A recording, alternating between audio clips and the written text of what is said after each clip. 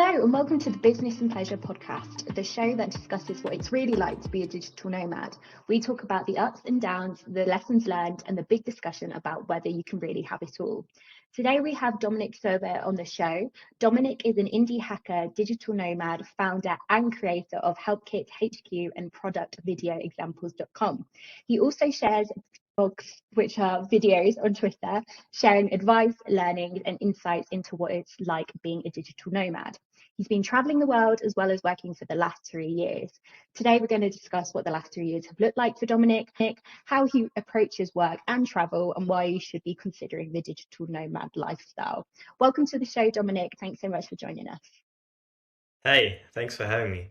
Thank you. And to everybody listening, I'm sorry if the sound is slightly off today. We've had a few technical issues, digital nomad life. So hopefully you can hear me okay. Dominik, let's just get straight into it. Can you tell us what you were doing before you became a digital nomad, and why did your digital nomad journey begin? Sure. So I initially started out like a lot of people. I was just studying, doing my undergrad. I was studying business. And during my undergrad, I sort of got exposure to traveling abroad. I did an exchange semester in Hong Kong when I was, I think, 20 years old. And I feel like that was like the first time I actually stepped foot out of Europe. Been traveling around Europe quite a bit when I was a kid, but like never really did a big thing. And then I went alone to Hong Kong, lived there for half a year, and that kind of opened up my eyes in like terms of how cool it is living in Asia, just in terms of how friendly people are, different cultures. And then I came back, and then ever since I came back, I was kind of sort of disappointed still living in Austria. I'm originally from Austria, which in the winter is really nice. It snows a lot, but it can feel a bit claustrophobic, especially if you spend your entire life there. Mm-hmm. And then for my master's, I decided I have to leave Austria because it just feels like the same all year long. And then I was like, okay, I need to go somewhere warmer. So I went to Portugal. I went to Nice. Lisbon to Yeah. do my master's degree there. It was much sunnier. I love the city. And so I got kind of like already my toes wet in terms of just traveling around a bit. And then during my master's, I realized I really don't want to spend my most of my time in Europe because I feel like always had like my story back from college back in Hong Kong in my back of my Mm. mind. I was like, if I could just find a way to like just go somewhere else, like be in Asia, travel around Asia, that would be amazing. During my entire master's, I was just trying to build a product so I could earn enough money to actually become a digital nomad. Because, like parents were already talking like, oh, you're gonna get a job after graduation, what's gonna happen? And so I used my entire master's to essentially just build my own products, and most of them Oh. failed, but luckily one got really successful. And then it sort of allowed me, it just opened the gates in terms of what I could do financially. Mm-hmm. And all my friends that I met in Lisbon were talking about Bali. And I heard so many good stories and so many bad stories. And I told myself, like, I have to see it for myself. And so, Yeah. as a sort of like first hashtag digital nomad journey, I embarked on the way onto Bali. And Got to be done. it was amazing. Yeah. And then that kind of changed, I feel like my whole trajectory in terms of digital nomads, because there's so many digital nomads in Bali. I'm actually back Mm. now. I'm back in Bali. I met so many people, shared different stories, and then I was like, all right, digital nomads, kind of cool. I think I'm gonna try it out. I love Bali as well. It's the best. So I'm very jealous. And how did you navigate that change in lifestyle? You mentioned you were at university at the time, but it's quite a big change from going to university, having that structure and that sort of routine, and then becoming a digital nomad and sort of having the freedom to have a routine, not have a routine. How did you find that? Yeah, I agree. Like in terms of, I feel like just letting go of like most of the things that you're used to, your routine, your friends. In the beginning felt a bit odd. Mm. But on the other hand, all my friends already back in my undergrad, they were all sort of leaving the country, going somewhere else. So I lost sort of like most of my community there. Then I went to Portugal, met a couple of friends doing study, but it also like I didn't really feel like I had like a tribe of like-minded people back then. So in terms of like community, it wasn't like a big decision. It was just like more of like what I'm comfortable with, because if Hmm. you know a place really in and out, it's really nice. You know where to go, where your gym is, etc. But I think like I was really sort of depressed with the way of like I just wanted to find people that are more like-minded. And so for me, actually, it was pretty easy to just go alone, start being a digital nomad, and see what the world kind of has in offer.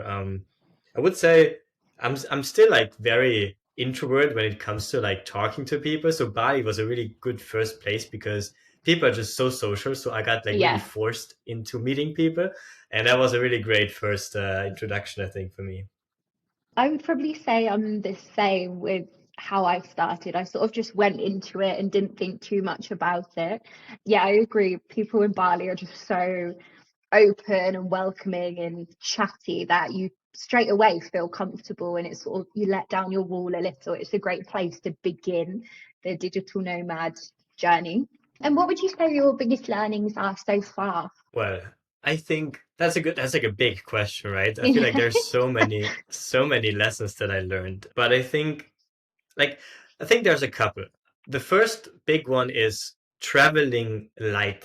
I Yeah. started traveling with like two big American tourister suitcases, and I Oof. absolutely hated it. I had so much stuff with me, and I just thought I needed it. And quite frankly, like I didn't even use maybe like I used maybe a tenth of the stuff that I brought with me, and then I Hmm. realized why do I bring all of this stuff? And so I gradually, it was actually quite a long process. I got rid of almost everything, and I stripped it down to one backpack, one small carry-on, and then when I do like sort of longer term travel, I have one little plastic bag with me, and that's it. And I did Wow. the whole like digital minimalism, Marie Kondo, what doesn't spark joy thing, and it actually really helped. Like I feel so much happier owning less, and I think that's like the first big lesson. In terms of like other things, I feel like routine is a big thing because when you travel a lot, it's very easy to fall into the trap of just going with the flow, doing whatever other people might just invite you to. There's a drink there, there's a drink there. You go to a co-working space, you meet some people, then they want to do a trip to like a mountain, so you go hiking, which all is fair. But if you actually want to get work done, I think realizing that you have to get back into a specific routine is really, really important. And it kind of can make you depressed after a while if you just go with the flow. Definitely fall trap of that. I don't know how it is for you, how it was or how it is for you, but that was a big lesson as well. I think Um, is well with that, it takes you time to realize that, because when you first start the journey, you're like, oh, of course I want to be social, I want to make friends, I want to explore this new place I'm in. So you put so much effort into that, and then you end up tiring yourself out, and then you realize, oh, actually I haven't been putting the amount of time I should be putting into work. And then you're like, then you're annoyed at yourself. It's all the emotions mhm. basically, but you've sort of got to ride that wave to figure out what that balance is for you. And then you can be like, oh, actually I went out for drinks last night, maybe the next few days I shouldn't go out for a few bevs, like, and get back to work. It's riding that wave, isn't it? And getting to that point of like, oh, I'm not really finding a balance here.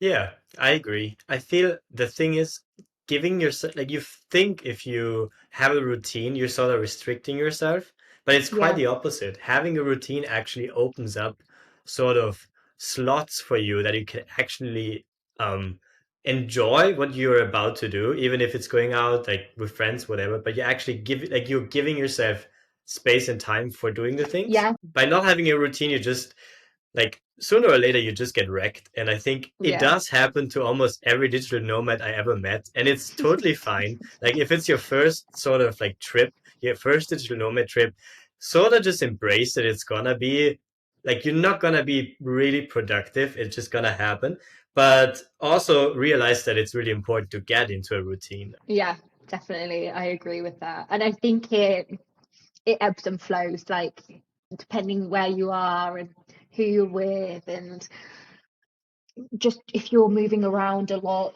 you can easily sort of lose that routine with the time difference. And I think it's being okay happy that, sometimes that is going to happen. It's not going to be a constant thing forever. Two really good learnings. I think the traveling light is a great piece of advice. And again, something that you sort of have to figure out as you go. Like my Hmm. dream is just to have carry on, but I am not there yet. I've got like this big backpack, and then I also have like another Okay. backpack that I carry my laptop in. And I've met lots of people on my travels, and they just have carry on. I'm like, oh gosh, I want to be you. And I go back to the UK in a few months, and then I'm back to Southeast Asia. And my aim is to really get rid of a lot of things and travel even lighter. So I'll keep you posted with that. One thing I just want to add onto this, because that's also a thing people can easily get wrong, is when I say travel light, it doesn't mean you have to like restrict yourself to only like three pairs of underwear, like two pairs of Yeah, shirt, and you're not gonna enjoy life anymore because you're wearing the same stuff every day and everything feels sort of bland. What I mean is like you just gotta like you gotta think about what are the actual pieces you really enjoy wearing, and then you yeah, even enjoy them more. It's not about like just taking away everything, the whole fun out of like whatever you have or the stuff you have, but it's like being conscious about the things you actually enjoy, and then you can also spend a bit more on the few things you have for better quality. yeah. So like I bought like a new backpack that is just much better quality. I bought like a little like tech pouch, but like a Mm, really good one where the zipper is like really smooth. It's like these tiny things, but now every day I use it, I'm super happy I have it, and it's this only yeah. thing I have. So yeah, that's just one thing I want to add on. Yeah, that's a really good point. Have a smaller amount of things, but make sure those things are things that you love and what you really enjoy and things that you actually want, because it's like you can end up packing loads of things and you don't end up wearing it, or you're like, why have I even bothered bringing this? Like, really sit down and think about what you want and what brings you joy. I think that's a really good point. And moving on to your sort of best travel experience, worst travel experiences, what would you say your best travel experience is so far? I think probably the best one I had was going to Japan. It's sort of a cliche. I think a lot of people fall in love with Japan the first time they go there. Um, it definitely was the case for me. I feel like just the combination of like this very homogeneous society, like 99.9% are Japanese. You Mm, really feel like a foreigner there. Um, but you also feel very welcome. So it's this combination of like just actually feeling like you're really abroad. Like in yeah, Bali, most people are just like they are from all around the world, but yeah, mostly they're from Europe, North America. So like you feel the same, right? But if you're in Japan, it really feels like, okay, this is completely different, and people are sort of judging you. It's just it's a funny way, and the food is amazing. yeah. I love everything about Japan. Maybe besides the anime culture, I'm actually really not into this, despite a lot of people going there actually specifically just because of that. Um, but yeah, I feel like Japan definitely was like Japan and South Korea were the two countries that I really like the most in terms of just a cultural experience, I would say. I felt the same when I went to Japan. I felt very out of my comfort zone to a point, the language barrier and everything like that. But again, amazing, absolutely loved it. No place like it in my eyes. And what would you say your worst travel experience is so far, or something that's just not really worked out? Hmm. Um, well, I think probably it was India. I spent only 2 weeks nomading through Rajasthan. It used to be King's area of India. It goes through Agra, where the Taj Mahal is, and then some other cities. And Amazing. I just had a really bad experience traveling through India in terms of there's so many ultra friendly people, like people that want to have like autographs, like you feel like a celebrity, absolutely hospital people. But on the same hand, I just felt there is so much like people that trying to sell you stuff and they would just wouldn't let you go. Usually in places you can be like, hey, I know you asked me 5 times, I don't wanna buy it, and they just let you go. But in India, I felt like it's almost impossible. You have like constantly Mm, people following you. I don't know what you call it, like this hustle culture. I just didn't really like it. So I felt mm. really not comfortable. I couldn't barely focus on work at all. So that maybe was like a negative, but also on the other hand, like the culture, like the experience in terms of like amazing food, talking to really funny people made up for it. But yeah, like Yeah. that was that's not a place I think you can easily go as a digital nomad thinking you get to like get your best work done there. Yeah. So yeah, maybe That's good to know. And did you travel alone when you were in India? I was actually there with a friend, American Oh, friend. nice. So we were two. I think alone would have been even bit crazier. I Mm. usually travel alone, but for India, like a friend of mine really wanted to go as well, so it was like a nice match. What do you find hard about being a digital nomad? I feel like the first thing that comes to my mind, obviously, is mm, like finding a rhythm. And what I mean with this, like the routine thing, is that in the beginning I made the mistake I think a lot of nomads do is I traveled quite frequently. I was traveling like a week there, 2 weeks there, maybe Mm. sometimes like 3 weeks there. But I realized that it's almost impossible for me to feel like home. In the beginning, you feel like as a digital nomad just as a tourist, right? But then at one point you realize I actually need to sort of live, right? And I realized that the whole concept of like slow matting, the idea of going to a place for a minimum, I would say, of 2+ months is so much more suited for my mental state, Mm. my physical state. So what I found out is that I really, really enjoy staying in a place longer, even than 3 months. The sweet spot for me might be 3 to 5 months, I think. Oh, It's like the wow. sweet spot.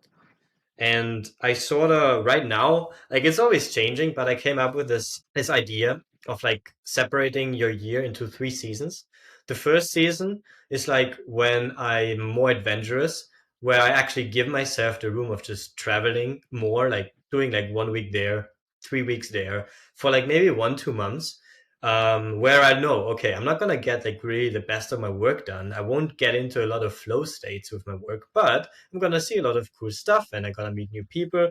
And after that, like I have this phase of like focusing more on work. So it will be a Mm. couple of months where I go to a place where I know where I get to know the place and actually sort of try to live like a local and then just work from there. And then the third is like a bit sort of similar, but I feel it more as a something recurring, like something that I already know. So for me right now, I came back to Bali for the next few months because I realized that coming back to a place you already been just takes like how everything works. You have your friends there. A lot of Yeah. people might live there, and so I realized like I also need that sort of like familiarity at least Yep. once a year because otherwise it's very, very tough. And that also plays in with the second thing, which is like I mean just keeping relationships healthy, right? It's like it's I think as digital nomads we kind of learn how to just be friends online. At least that's how I did. Like a lot of we have friends groups like WhatsApp, Telegram. There's a lot of friends on Twitter now that I engage with a lot. Actually, now met in real life, which is really nice. But that is always like a hard thing, actually keeping like being near your friends. And then obviously it also ties into actual like relationships. It's really hard to actually date as a digital nomad. I think a lot of people kind of brush it off in the beginning. But if you really want to have like a committed relationship, it's really, really hard. Finding someone that is in the same position and like you want to go there, they don't want to go there, that's already the hard part. Because if two people are nomadic, it's already a very interesting thing. And then if one person is nomadic and the other one isn't, you might want to travel again. Yeah. I haven't found a really good solution to this as of now. I think eventually just settling more might be one. I don't know how it is for Mm. you. Yeah, it's interesting, isn't it? I don't know if you've used Nomad List before. They have a feature where they have like a section where you can like make friends, but they also have a like a dating side to that. Yeah. And also I had Holly on my podcast, and she gave loads of like resources, and she also mentioned there was a Facebook group for sort of dating digital nomads. So I think there's platforms and things out there, but I don't know how aware people are of them or how useful they are. But it is an interesting thing to think about because if you do sort of want to have a relationship, but you also want to travel and you don't want to sort of stop the nomading life, it can be quite a complicated thing. So I think, yes, potentially finding someone who is in the nomad space and understands what it's like and is sort of on the move as well would probably be the best bet if you did want to settle down. But yeah, it's an interesting thing, isn't it? Yeah, I feel like the best case is like I had a friend who essentially he's from France. He moved back to France and then in Paris, I think he met his now girlfriend and he sort of converted her to become a nomad. Nice. So that's like the best, probably best case. Like you go Yeah. somewhere familiar, you meet someone and you just convert them. Obviously, easier said than done. But yeah, there's definitely not an easy answer. I have checked out the nomad list, like dating thing, but to be honest, it felt like really not a work. Like it didn't really feel like it's really working. It's just like there Yeah. are not a lot of people, and like even if there was a match, like it just didn't. I don't know. It just didn't really feel like organic. And I haven't heard about the Facebook thing. It sounds a bit like a boomer thing, but maybe I'm wrong. Just saying. Yeah. Maybe it's not the right fit. I'll send you the link and then you can decide. Yeah, please, please. I will. How do you approach work and travel? I think this would be a good point now to talk about your videos on Twitter, because in your videos you actually talk a lot about this and the accommodation and everything like that. I know we've already spoken about the routine and we've sort of said how Hmm. important it is to have a routine, but also not put too much pressure on it. So it'd be like great to hear about sort of your more of your day to day, how you approach that, and also when it comes to the accommodation side of things. So, for instance, I mainly stay in hostels that have co-working spaces, but then every now Hmm. and then I need to mix it up to have a bit of a break and I go to a hotel. But in your videos, you sort of discuss condos and things like that. So it'd be great to hear a bit more about that and why that works for Sure. you. I feel like in the beginning, I was also living a lot in hostels because obviously it's the cheapest and also you meet a lot of people. So for a while, this was my go-to thing, and a lot of Yeah, people still do, like a lot of my friends still do.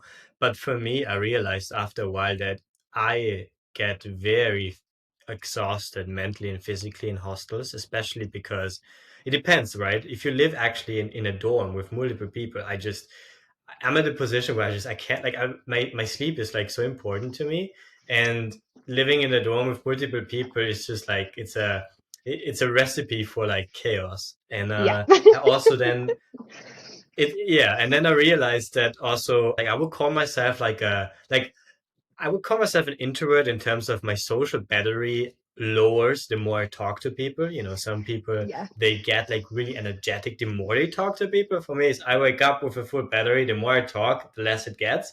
And like hostels seem to like overflow me with like bunch of people, and I'm just like yeah, I want to choose. This is too much. Like I feel yeah. like I want to choose when I talk and like not like really pressured into it. And to be quite frankly, like whenever I go to a hostel, I got really drunk, and which is fun, but like I just it's not something I can sustain.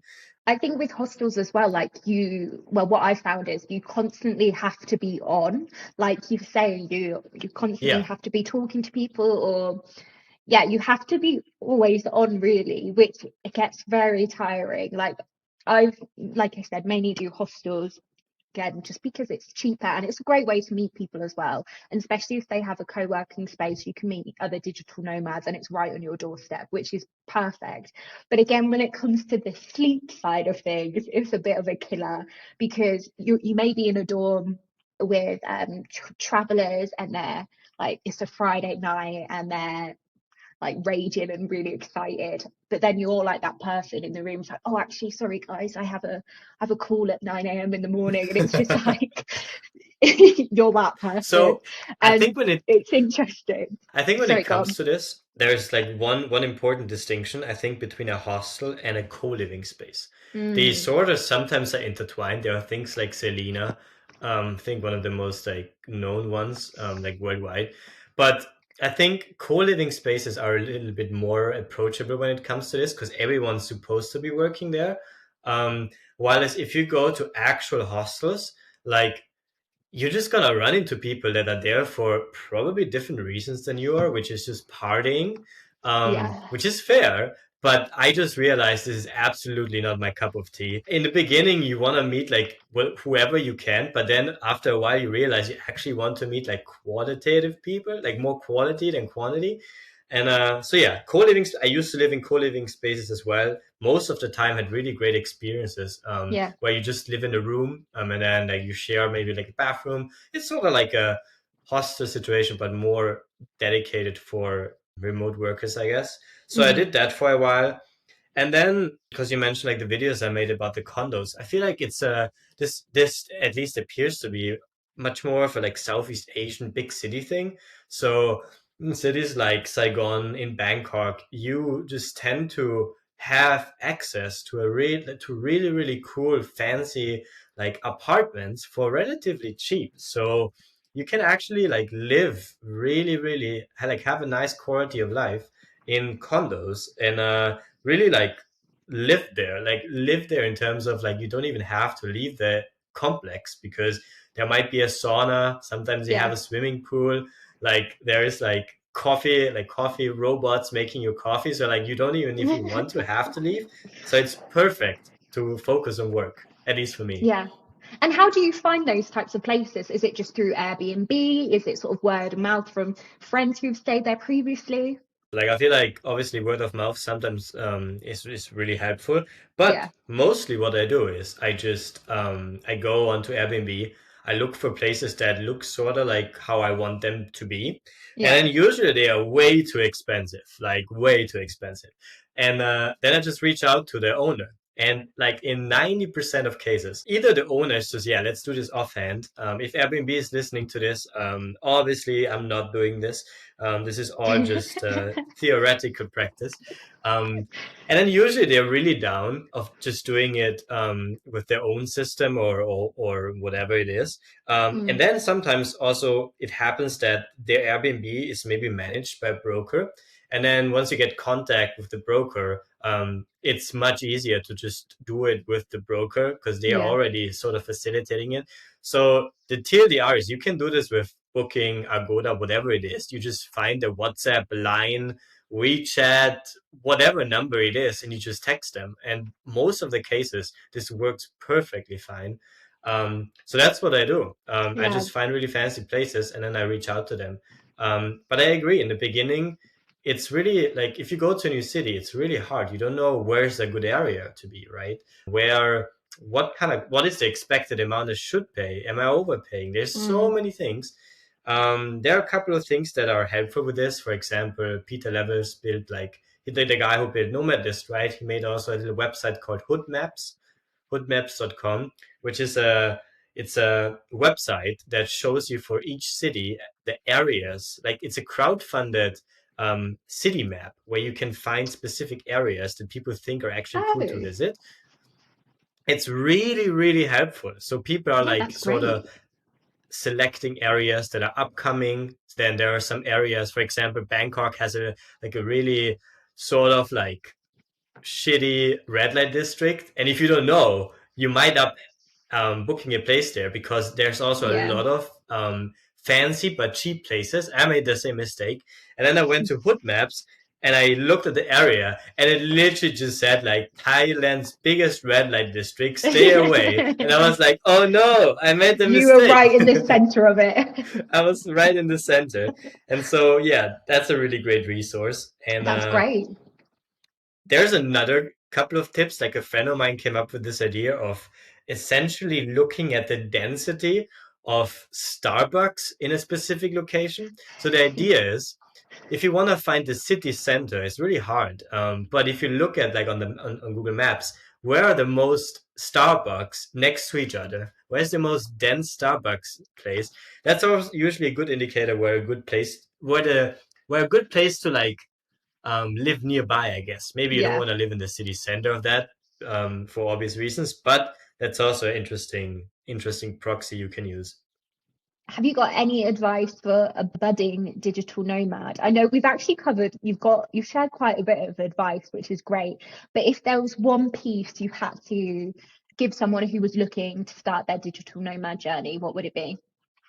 I think the first most important thing I noticed with a couple of people I met throughout my nomading journey, especially when I come back home to Austria, meet friends that also sort of want to start being a digital nomad. It's the notion of if you want to start being a digital nomad, you don't have to give up everything in the first few like tries of being a digital nomad. Like a lot of people think, oh my God, like I have to give up like I have to give up my lease. I have to sell my car. I have to Mm, break up with my girlfriend or boyfriend, and then I start my digital nomad journey. But like with everything in life, you can just test it out, right? Just test the yeah. water. So maybe go for a month, see how you like it, and then worst case, after a month, nothing happened, right? Mm, So you just return, and maybe you had a great trip and it just wasn't something for you, or you would absolutely fall in love with the whole traveling and like being somewhere new, learning new cultures, new people, and you're like, all right, now it feels much easier to give up everything or like most of it and just actually take the leap and do it. So the TLDR, you don't have to like start out cold turkey with like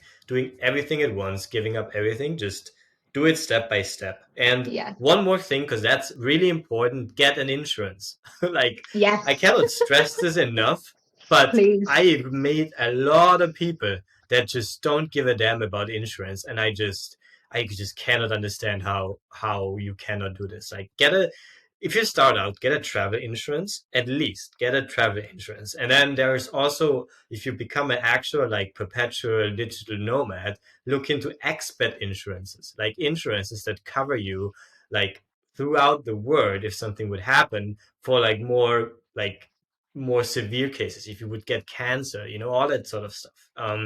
Look into this because this is like the most important thing is your health. And a lot Yeah. of people, for whatever reason, neglect it. And yeah, I cannot fathom how people do this. But yeah, that's.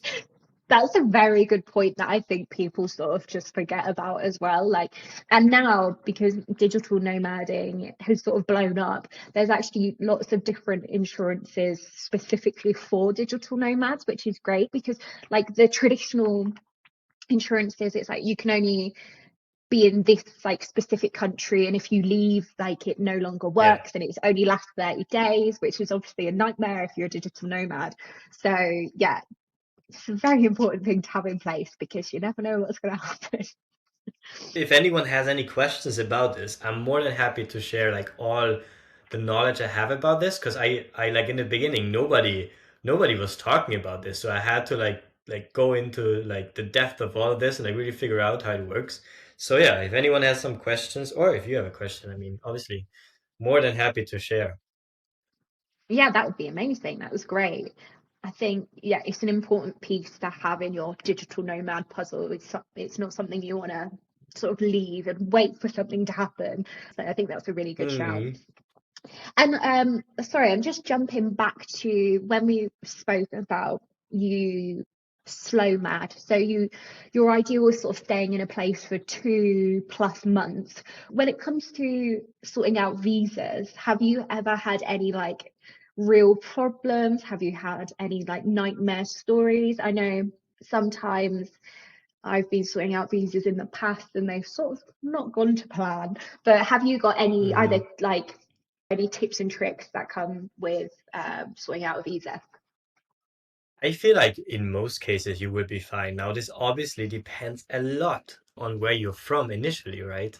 Yeah. So for me, being Austrian, having an Austrian passport, which is one of the best you can actually have in the world, it's very easy for me in most cases. Even though, for whatever reason, whenever I go to the Philippines, and Vietnam, I get screened like as if I would be like the biggest criminal in the entire digital nomad sphere. I don't know why. Never had any issue in Thailand, for example, but I do get some the occasional screenings, and I wonder why. Maybe I just look suspicious. I don't know. You're just Um, giving off the vibe. I'm just giving off the vibe of like I don't know, but yeah, actually, like everything as of now went really smooth. Mm, In most cases, you can stay. Like usually, it depends on the visas. Like you can stay for 30 days. Most countries can stay at Yeah, least 30 days without any issue. And then you can do visa runs where you just leave the country and come back in again. And most countries, you can just do this perpetually, sort of. But then, if you do want to stay a bit longer with a little bit of more, I would say, comfort. For example, in Bali, you can get a like a 60-day visa, which just costs a bit yeah, of money, and then but you can extend this for like two times for another 60 days. So in the end, you can live 6 months in Bali yeah. without doing a visa run. You just pay a little bit of money. And sort of the same exists in like other countries as well. It's definitely in the beginning a bit hard to like sort of like find out all of these things. So for example, a couple of my friends asked me about Thailand. So what I just did is like I wrote like a little Notion document. It's not ready yet, but I just tried to like dump everything I know about it in this Notion document. So I just can like tell people a little bit about how to get started. Because in the beginning, it just you arrive and you're like, and Yeah, now am I at at the allowed? beginning it can be quite overwhelming, but if you Yes. have to go to like the immigration office or anything like that, and then with the language barrier, and you're sort of going through the internet and different sources are saying different things, it can be very overwhelming. And then once you're sort of like you've done it a few times, you know how it works, you know what's like right and wrong. But yeah, it's hard to find like a one place on the internet where that has everything you need for sort of figuring out visas. But that's great to hear that you've not really had any visa nightmares. Yeah, no, luckily I try to like when it comes to visas, I'm just a bit too cautious because Yeah, I really don't want to like mess with like countries and like getting kicked out. Like that's not you yeah, don't I think that's the want this right to happen. approach. No, that's the But thing, you don't then want to ruin it for yourself. But then again, I think like especially if you travel through Southeast Asia, you have to realize that things work just a bit differently than Yes, back in like Europe or North America, yeah, where there's a lot of gray areas you can get yourself yeah, in the positive way, but you just need to know like you need to get a feeling of how like it for example what I'm talking about is like now it's not the case anymore, but like years ago, you could overstay your visa in Thailand, for example, and it would cost you less than actually getting another visa. And the immigration wouldn't care. So you could literally overstay, pay a little bit of money, but it would be cheaper than all your other options. So the people that actually know about this would just overstay and then just pay a little bit of money. But for example, in this case, Thailand actually cracked down on this because they realized like a lot of people abuse it. So now you get like yeah, a ban where you cannot enter the country again. However, there's like in every Southeast Asian country, things like this exist. So little bit by word of mouth, asking more like advanced digital nomads, like they might know some hacks you wouldn't really think are actually possible. And so yeah, that's maybe also something yeah, to keep in mind. Always yeah, ask your definitely. more knowledgeable digital nomad friends because they might know a Yeah. hack. Yeah, they've lived through it. They know how it works. Have you been to South America yet? Not yet. It's like Because very big on my list. yeah, Yeah. because the majority of countries here you can stay up to 3 months without a visa. So sounds right up your street. Wow. Yeah, that's amazing. I Yeah. told myself that I want to learn a bit Spanish before I go. Yes, Did you have any highly issues? Like, recommend. When I first arrived in Argentina, I didn't know any Spanish. I didn't do it at school, and I'm like the classic mhm. English person who's just rubbish. So when I first arrived in Argentina and I'd just come back from Southeast Asia and like the culture shock was massive, it was completely different. So that took me a few days to get my head around. And then I realized that I needed to learn Spanish quick. I had started doing Duolingo on my phone a few months before going to Argentina, but it sort of only gets you so far. And it's like conversations like, oh, my Mhm. dog is called Barry. It's Yeah, not like, absolutely useless conversations conversational. for day to day. It's great for the vocab, but it more conversation, Yeah. it sort of it lacks a bit for me. But it is great. I stayed in a hostel and met loads of people, and I realized that a lot of them were doing. So I Oh, nice. signed up for a Spanish course, and I ended up doing 2 months of Spanish lessons in Argentina, and they were absolutely brilliant. But I highly Nice. recommend if you're looking to come to South America is to get some get some Spanish learning in. Because lots of people, if you stick to the big cities, people do speak English, but it's not like Southeast Asia or like Bali, for instance, where a lot of people speak English. It's you've really sort of, yeah, got to do some learning with the languages over here, which is brilliant as well. Yeah, I want to emphasize, like, I feel like as a digital nomad, this is something very close to my heart. I feel like as a digital nomad, you're not a tourist, right? So whenever you Mm, go to a place, I find it very important that you learn at least like the basics of a 100%. language, because it's such a big difference in terms of showing your respect to the people that are living there. If you just like, I mean, it can be as simple as learning how to say hello, thank you, goodbye, how are you. Exactly. Just the These like basics. four things, yeah, make such a big difference. And like Yeah. I meet like so many digital nomads that live like maybe even years in a place and they don't even speak a single word, and I'm like, I I just don't know. know, show a bit of respect for the culture. I And agree. I you will agree. also feel, yeah, you will feel the you see I'm passionate about this, but you will see the like locals are so happy if you just make an effort, even if it's just to say hello. So might as well Yeah. take advantage of that.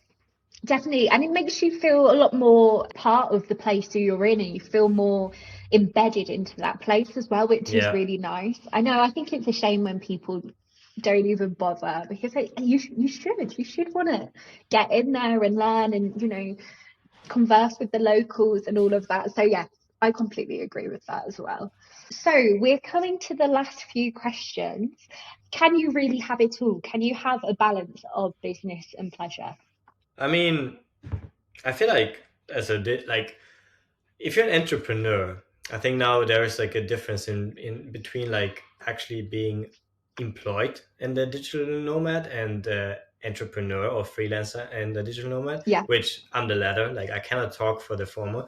I think that there is not really like yes, absolutely you can. Like you can have it because I think if you're your own boss, quote unquote, you can dedicate specific time for doing things that you actually like really enjoy doing besides obviously working. Um, and like honestly, being a digital nomad and having your own company is like one of the best things I think you can do, because Yeah. for example, if you travel to different places, let's say you do some sightseeing, you can actually do the sightseeing when it's the least busy time of the day. Yeah. Otherwise, a lot of people, they go to sites on like the weekend when there's like huge crowd, a lot of queues, and you're just gonna be miserable and like losing a lot of time. While as if you can dedicate your time a little bit more flexible, you're like, you know what, I'm gonna go there on Monday 8 a.m. Nobody's gonna be there, and you will have the Yeah. best time of your life. So I think you can have it. And but then again, obviously, I think one thing it's important to stress out is that you will have to find a routine, and sometimes it will feel very weird. For me, it sometimes feels weird when you're inside a co-working space. You have an amazing view of like palm trees, maybe the ocean, but then you sort of realize I'm still stuck in front of my computer, and I am not out there in the ocean right now surfing because I actually have to get some work done. And that's an important thing also to just embrace. You will be stuck in a routine, which is normal. But then Yeah. think about it. If you do a 9 to 5 somewhere in like rainy London where you're forced to be in a cubicle, it's still better than that, right? So Oh, like 100%. yeah, I I think there is agree. definitely you can find a balance. I know, and I think that sometimes if I'm having like a bit of a tough time with being a digital nomad, I think, where would I rather be? Would I rather be back in London where it's rainy and it's cold and it's dark all the time and I'm Hmm. working for somebody else? Or would I rather be in Argentina where I've just done a tango class and now I'm just doing a bit of work, Yeah. like doing and then I'm like, oh yeah, life is good. Yeah, I totally agree. Yeah, it's remembering those little things, isn't it? Amazing things. It'd be great to find out more about what you have coming up, what are you currently working on, and where are you going to be in the next few months?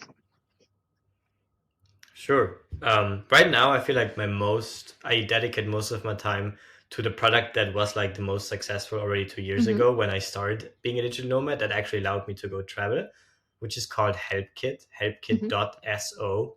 It's essentially a tool that turns Notion pages into a professional help center or documentation site.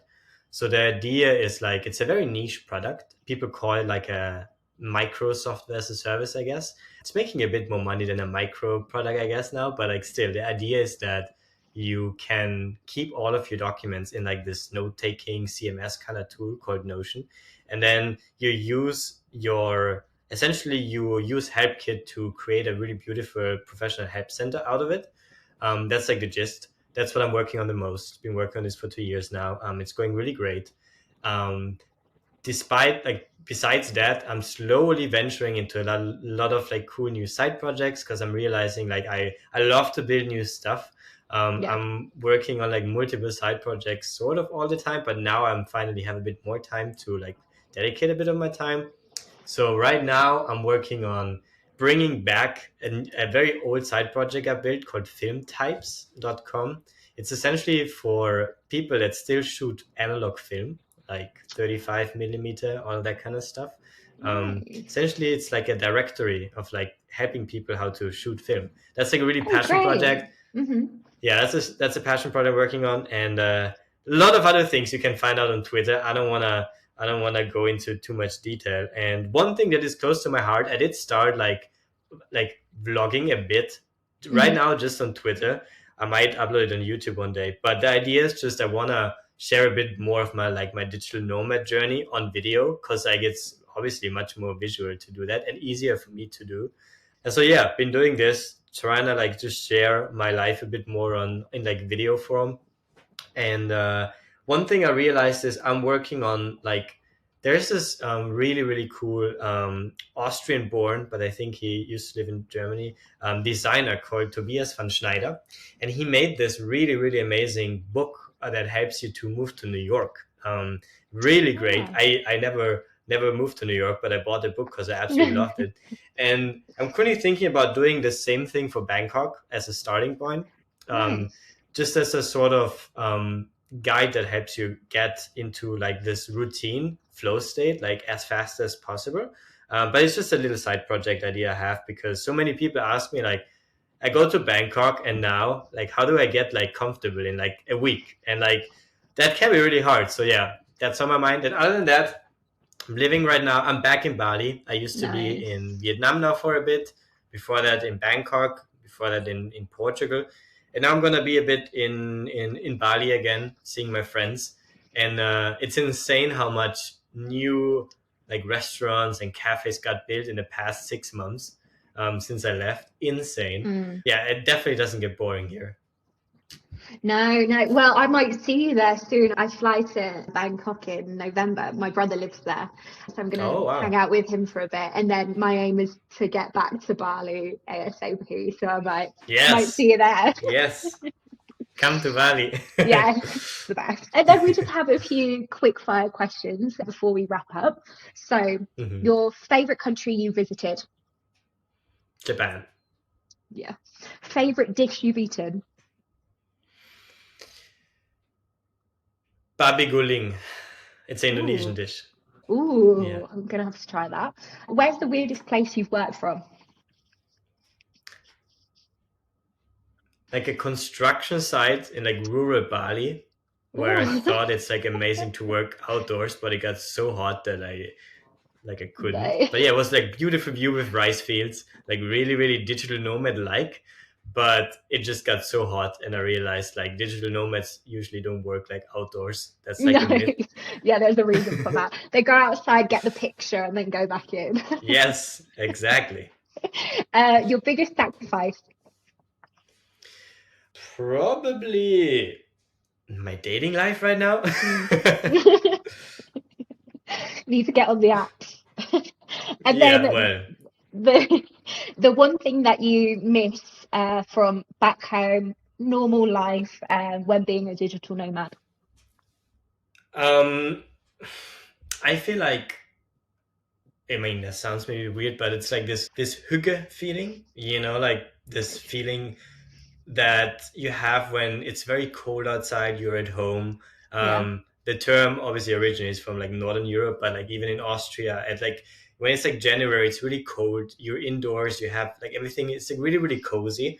I do miss that, like, cause I absolutely usually hate the cold, so I try to stay away as best as I can. But as weird as it sounds, but sometimes now I'm actually missing this feeling. Now I'm just like every day is sunny or sometimes rainy, but like I miss like this hygge feeling. So yeah, that's definitely something. Yeah.